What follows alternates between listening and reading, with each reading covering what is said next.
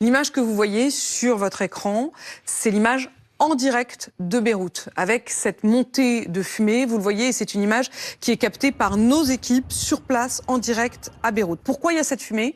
Parce qu'il y a donc eu une frappe extrêmement ciblée, et c'est celle-là qu'on va vous montrer maintenant. C'était donc il y a quelques minutes. Voilà les images, regardez.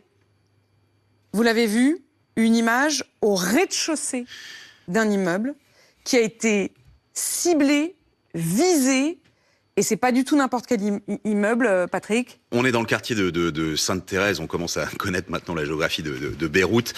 C'est important quand même de le spécifier, même si les gens sont pas allés sur place, parce que on est à la fois dans des zones qui sont parfois totalement évacuées et on bombarde sans trop de discrimination. Il y a quand même 4 quartiers entiers qui ont été réduits à l'état de cendre, et parfois on va aller chercher l'infrastructure jusqu'il faut.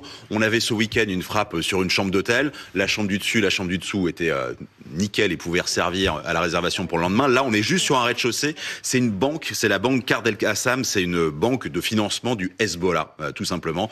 D'ailleurs, les Israéliens viennent de prévenir, nous allons frapper aujourd'hui les infrastructures terroristes du Hezbollah, donc c'est pas forcément des cibles. Il y aura des opportunités, évidemment, s'il y a des Iraniens, notamment de la force Al-Quds, ou des cadres du Hezbollah qui ne se cachent pas. Mais là, on est vraiment sur les infrastructures, et on va, comme toujours, au nerf de la guerre, c'est-à-dire à la banque. C'est pas pour aller neutraliser des lingots, hein, c'est plutôt les systèmes de financement, parce que dans ce Liban qui est déjà à genoux, et je crois qu'on le répète pas assez au niveau financier et social, il y a des systèmes un peu en sous-main pour pouvoir financer, y compris le terrorisme. Et donc là, vous voyez, très impressionnant.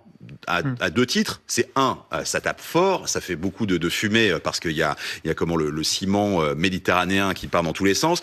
Impressionnant aussi parce que il n'y a que la banque qui a été neutralisée. C'est précisément ce que j'allais vous demander, Général, comment on arrive à une telle précision de frappe? Parce que quand on voit, effectivement, en tout cas, à première vue, l'endroit ciblé, c'est une adresse, une banque, et c'est touché. Oui, c'est toute l'évolution, si vous voulez, à la fois technologique. On sait concentrer les effets, la précision qu'apportent les désignations laser et la maîtrise du ciel.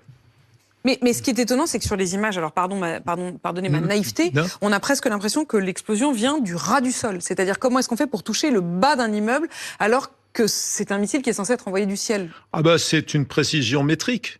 Donc vous choisissez, il faut choisir l'angle d'approche, et vous pilotez en fait la bombe qui arrive. C'est le souffle. Que ça soit un drone et ensuite le souffle fait le reste. Mais c'est vrai, l'exemple du 2e ou 3e étage a été frappant. Cela dit, je n'irais pas forcément habiter dans la... Non plus. Ça a dû être secoué quand même. Il y a l'apparence extérieure et il y a la réalité. Et les bombes pénètrent et explose ensuite. C'est ce qu'on appelle les frappes chirurgicales, qui est une expression qui avait été très polémique parce que on en avait parlé dans les années 90. Les militaires américains à l'époque disaient que sur l'Irak, ils faisaient des frappes chirurgicales. Et puis on avait appris ensuite qu'en réalité, ils mettaient des carpet bombing, c'est-à-dire des tapis de bombes avec leur B-52. Donc on avait dit ça n'existe pas, les frappes chirurgicales, et depuis on évite d'utiliser ce terme. Sauf que la chambre d'hôtel hier ou la banque ce matin, vous l'appelez comme vous voulez, moi j'appelle ça une frappe chirurgicale, c'est-à-dire que c'est une précision incroyable.